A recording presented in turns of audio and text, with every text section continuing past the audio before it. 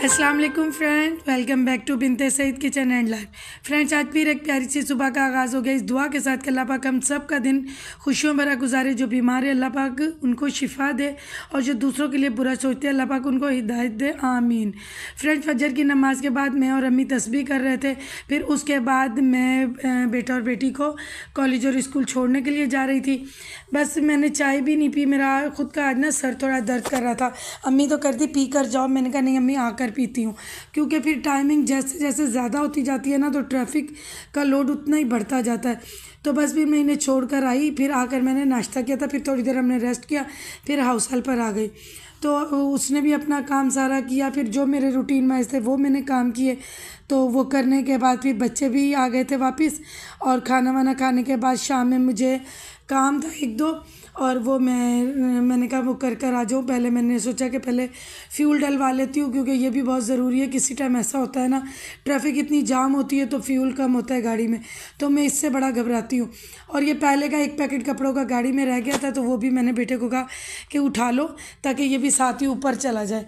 इसको ही मैंने कहा था ये हैंग वाले कपड़े ले गया था, ये भूल गया था।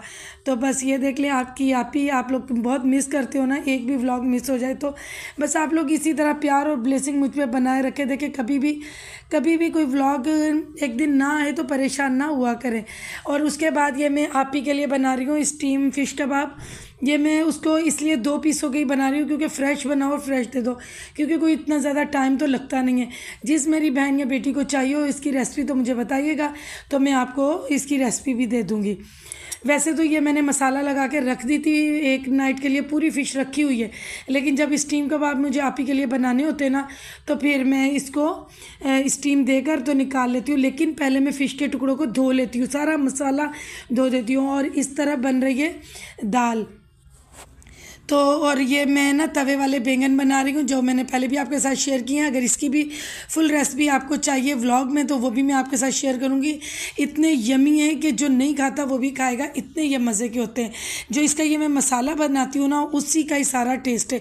और इसको बिल्कुल केयरफुली तवे पर सेकना होता है, कितना टाइम पीरियड इस पर रखना है इसलिए। और ये मैं अम्मी और अपने लिए बना रही हूँ, क्योंकि हमें ये बहुत पसंद है। तो मैं जैसे जैसे जो चीज़ें रेडी कर रही हूँ ना वो मैं आपके साथ शेयर भी करूँगी। और जिसकी फुल रेसिपी चाहिए तो वो भी मुझे बताइएगा, तो वो भी मैं आपको दूँगी। बिल्कुल हल्का सा ऑयल देना है जो हमने तवे पे, अच्छे से यूँ प्लेन की तरह कर लेना है। और इसका भी पकाने का एक प्रोसेस है, तो वो जब आप लोग मुझसे फुल रेसिपी मांगेंगे तो वो मैं पूरी तरह आपको दे दूँगी, क्योंकि ये इतना यमी, आप चपाती से खाएं, पराठे से खाएं। मेरे बच्चे ये सब्ज़ी नहीं खाते थे, माशाल्लाह वो भी इतने शौक़ से खाते हैं, और अम्मी को और मुझे तो बहुत ही ज़्यादा पसंद है।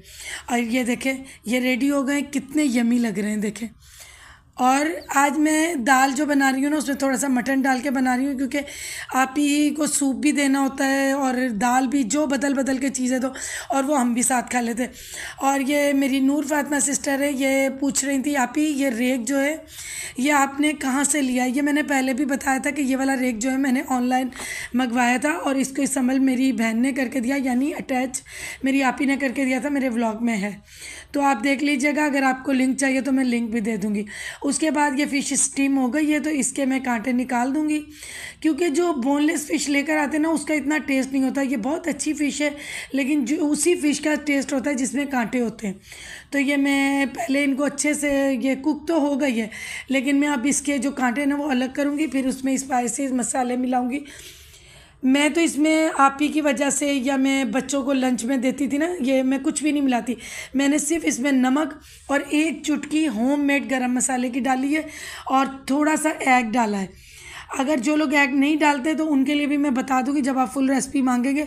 और देखिए, मैंने फ्राई पैन में सिर्फ चंद कतरे ऑयल के डाले, मतलब मैं शैलो फ्राई भी नहीं कर रही और एक चम्मच भर के भी नहीं ऑयल डाला, मैंने चंद कतरे डाले। और ये मैं 4 कबाब या 3 कबाब बनाऊंगी, क्योंकि फ़्रेश बना के दूंगी। और जब वो कहेगी, ये 10 मिनट के अंदर स्टीम भी हो जाते हैं और बन भी जाते हैं।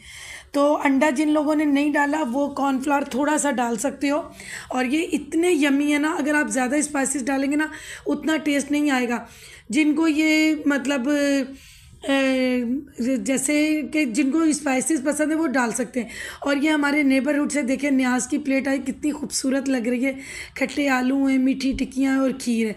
तो मैंने सोचा मैं अपनी यूट्यूब फैमिली को भी दिखाऊं कितनी प्यारी प्लेट आई है।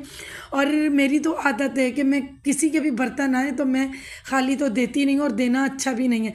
और कोशिश मैंने की उसी तरह खूबसूरत बना के दूँ, जिसमें मैंने कैंडीज़, बिस्किट और कुछ मीठी सौंफ जो होती है और चॉकलेट बंटीज़, ये सब मैंने डाल के दिया है। क्योंकि जो चीज़ अवेलेबल थी मैंने कहा जल्दी से वही करूँ, अगर मैं कुछ बनाने या फ्राई करती तो टाइम लग जाता।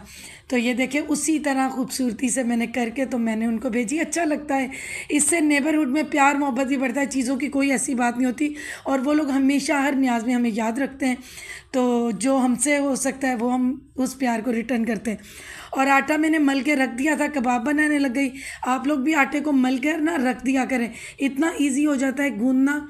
और ये देखें मैं इस बाउल में गूंदती हूँ। अक्सर लोग मुझे कहते हैं आप बड़ी परात में क्यों नहीं आटा गूंदी, मुझे इसी में ही आदत है, मैं इसी में ही गूंदती हूँ। और अब ये वाला भी मेरा काम हो गया। और उसके बाद मेरे जो भी जिस तरह की आज रूटीन है वो मैं आपके साथ शेयर कर दूंगी। मेरा ये आटा रखने वाले 2 बॉक्सेस हैं स्टील के। स्टील में सही रहता है, अगर जैसे मैं थोड़ी देर फ्रिज बंद कर दूँ, या कभी लाइट हमारे तो अब जाती नहीं है, ये पहले के लिए में तो आटा ख़राब नहीं होता। अब ये जो मैंने कपड़े उतारे थे ना, तो मैंने ये सोचा कि मैं इसको ना इस्त्री करके रख लूँ, क्योंकि इस्त्री वाले के पास अभी मैं जाने का मन नहीं है। 2-4 कपड़े हैं तो मैंने सोचा कि घर में इस्त्री कर लेती हूँ। आप लोग सब मुझे बताइएगा कि सबको घर के कामों में से कौन सा काम ज़्यादा इरिटेट करता है। मुझे सबसे ज़्यादा जो है ना ये इस्त्री करना, मुझे बचपन से ही मुझे ना ये काम जो है ना सबसे ज़्यादा, मतलब मेरा मन ही नहीं होता कि मैं ये करूं। कर तो मैं लेती हूँ और अच्छे से ही करती हूँ, लेकिन जैसे होता है ना किसी को बर्तन धोने से, किसी को आटा गूंदने से, मुझे ना ये चीज़ जो है ना सबसे मतलब मैं कहती हूँ ना ही करना पड़े तो अच्छा है। और मुझे जो काम करना ज़्यादा अच्छा लगता है वो बर्तन धोना ज़्यादा अच्छा लगता है। कि मुझे जितने भी बर्तन हो ना, चाहे मतलब 100 लोगों का खाना खाया हो तो बर्तन हो वो भी मैं धो दूँगी, और फटाफट धो दूँगी, ज़्यादा देर भी नहीं लगेगी। इसी तरह और कुछ रेसिपीज़ ना मेरी नूर फातिमा सिस्टर ने और 2 बांग्लादेश से मेरी बहनें जिन्होंने बोला है कि आप ही वो बनाएं, तो मैं कोशिश पूरी करूँगी जल्द से जल्द बनाऊँ।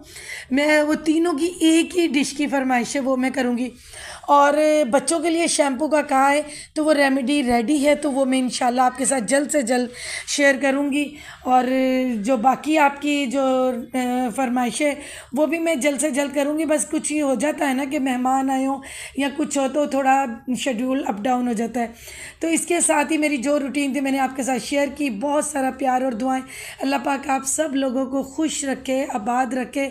हमेशा अपनी दुआओं में मुझे याद रखिएगा जैसा कि मैं आपको रखती हूँ। हमें नहीं पता किसकी दुआ, इतनी हमारी प्यारी यूट्यूब फैमिली है, किसकी दुआ हम सब में से कबूल हो और उसके सदक़े हम सब की भी कबूल हो। तो इसलिए अपना बहुत सारा ख्याल रखिएगा और मुझे, मेरी फैमिली को अपनी दुआओं में याद रखिएगा। और जैसे जैसे मुझे जैसे टाइम मिलता है मैं कमेंट के भी रिप्लाई दे रही हूँ और रेसिपी और रेमेडी भी बनाऊँगी। अल्लाह हाफिज़।